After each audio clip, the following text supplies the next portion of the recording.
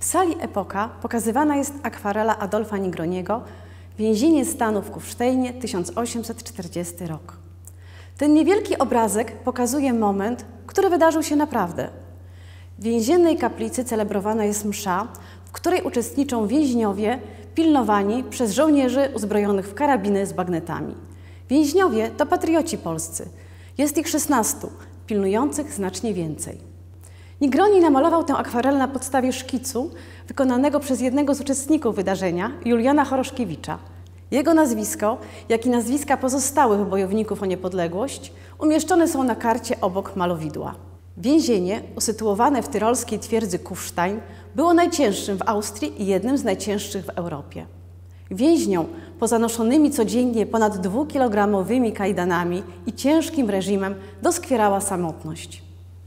Osadzeni w ciasnej celi, pozostałych towarzyszy mogli widywać jedynie na coniedzielnych nabożeństwach.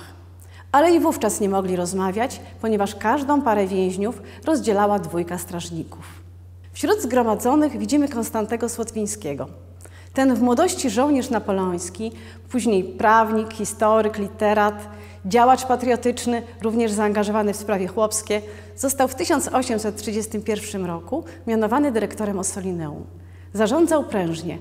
Zadbał o finanse instytucji, porządkował zbiory, m.in. założył katalog kartkowych książek, otworzył publiczną czytelnię, a także założył drukarnię i zakład litograficzny.